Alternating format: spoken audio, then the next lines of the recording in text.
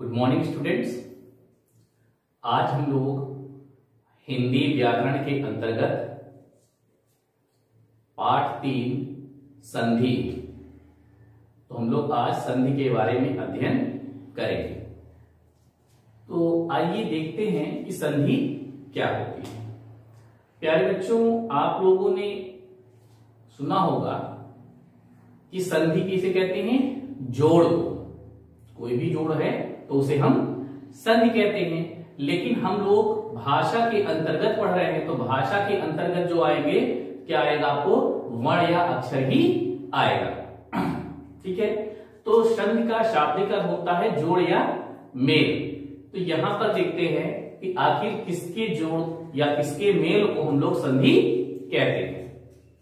यार बच्चों, हम लोग भाषा के अंतर्गत वर्ण या अक्षर पढ़ते हैं, तो संधि क्या है? वर्णों का ही मेल है। क्या है?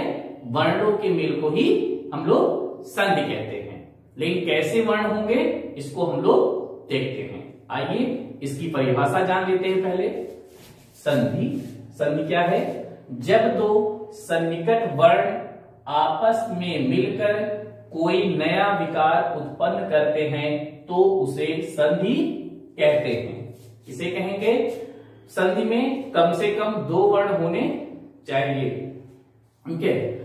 अब कोई भी शब्द है तो उसको जो अलग करेंगे तो वहां पर क्या है? वर्णों के बीच में संधि होगी। तो कौन से वर्ण होंगे? सन्निकट वर्ण, सबसे नजदीक के जो वर्ण होंगे, यहां पर ये सन्निकट लिखा है, सबसे नजदीक के जो वर्ण होंगे उनको जोड़ने पर ही संधि होती है। ठीक है। एक बार फिर से इसकी परिभाषा जानेंगे। जब दो सन्निकट वर्ण आपस में मिलकर कोई नया विकार उत्पन्न करते हैं तो उसे हम संधि कहते हैं। किसे कहेंगे?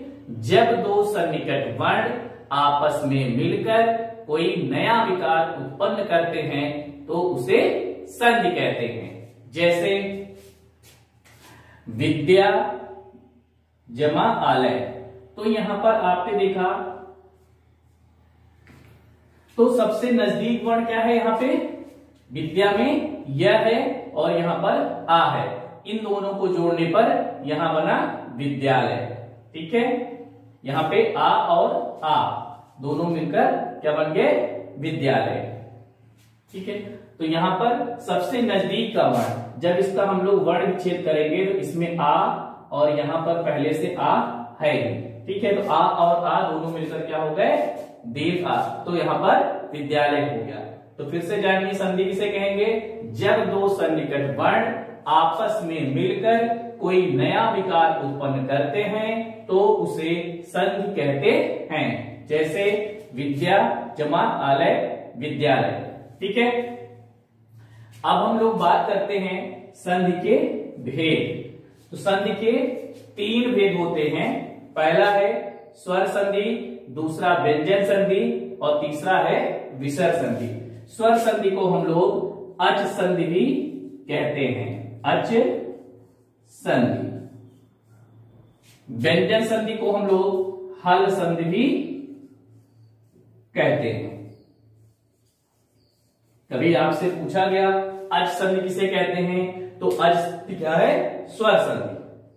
तो स्वर संधि को ही अच संधि कहते हैं और व्यंजन संधि को हम लोग हल संधि कहते हैं। विसर्ग केवल विसर्ग ही रहेगा। तो प्यारे बच्चों, यहां पर आपने देखा कि संधि के भेद, तो संधि के कितने भेद होते हैं? 3 भेद होते हैं। स्वर संधि, व्यंजन संधि, विसर्ग संधि। आइए अब हम लोग जानते हैं कि आखिर स्वर संधि क्या होते हैं। स्वर संधि। अब देखते हैं कि स्वर संधि क्या होती है। परिभाषा देखते हैं।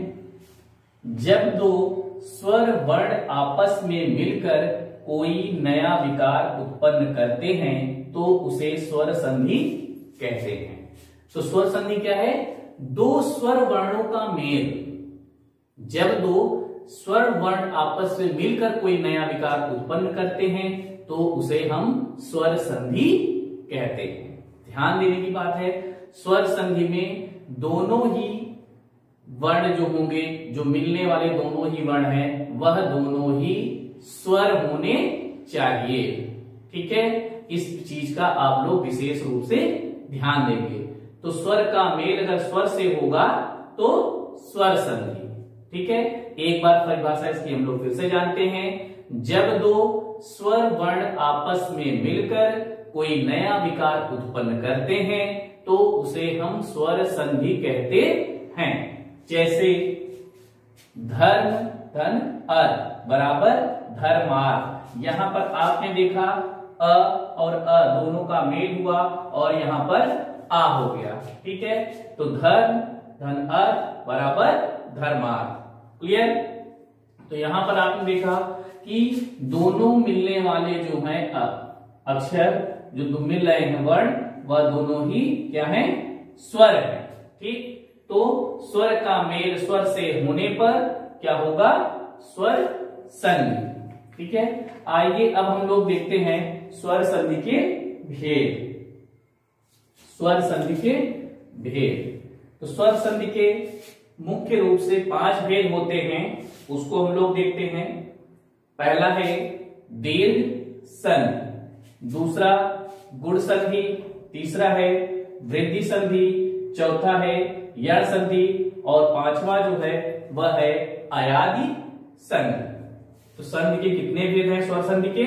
स्वर संधि के 5 भेद हैं। दीर्घ संधि, गुण संधि, वृद्धि संधि, यण संधि और अयादि संधि। आइए हम लोग देखते हैं दीर्घ संधि। दीर्घ संधि,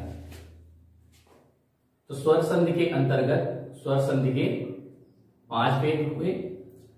दीर्घ संधि, गुण संधि, वृद्धि संधि, यण संधि और अयाद संधि।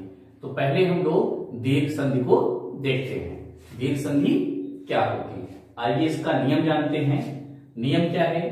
जब ह्रस्व या दीर्घ अ, ई, उ के बाद ह्रस्व या दीर्घ अ, ई, उ आए तो दोनों के स्थान पर दीर्घ आ, ई, उ हो जाता है। ठीक है, तो दीर्घ संधि क्या कहते हैं कि जब ह्रस्व या दीर्घ अ, ई, उ आए तो ह्रस्व या दीर्घ अ, ई, उ के बाद ह्रस्व या दीर्घ अ, ई, उ आए तो दोनों के स्थान पर क्रमशः दीर्घ आ, दीर्घ ई, दीर्घ उ हो जाता है। जैसे जैसे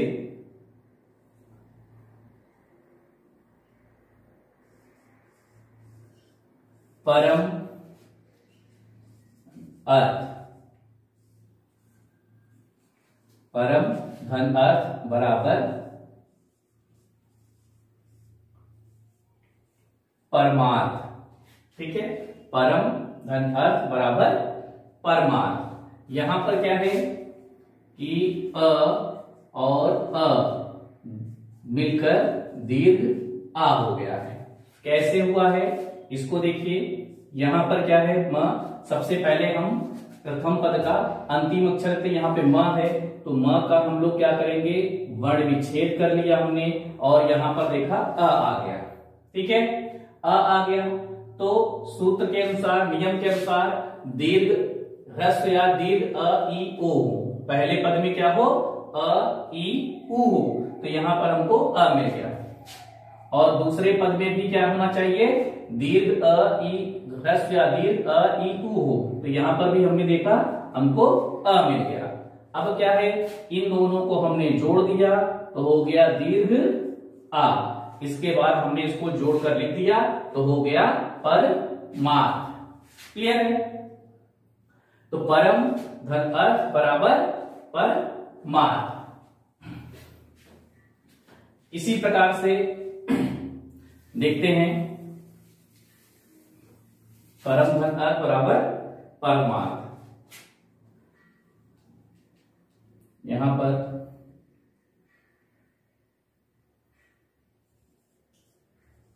हिम धन आलय बराबर क्या हो जाएगा?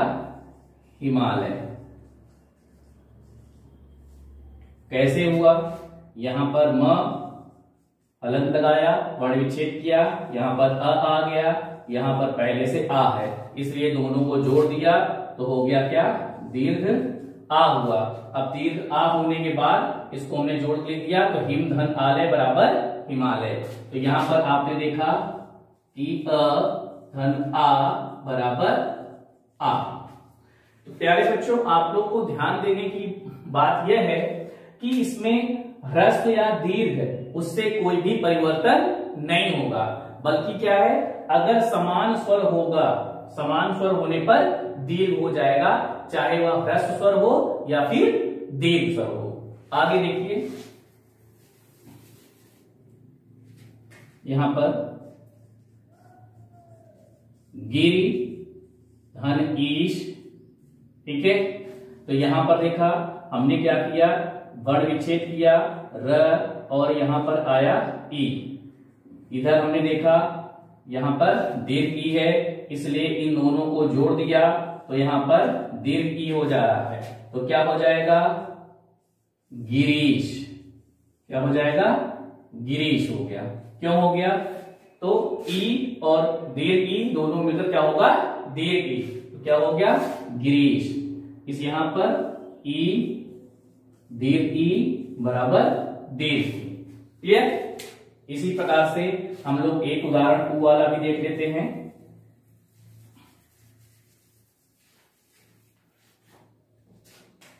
देखिए, वधु धन उत्सव,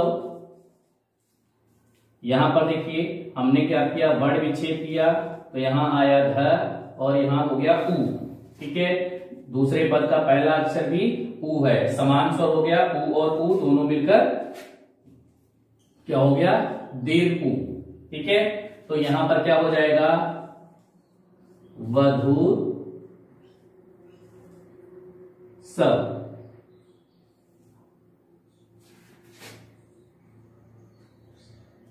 वधु सब, ठीक है।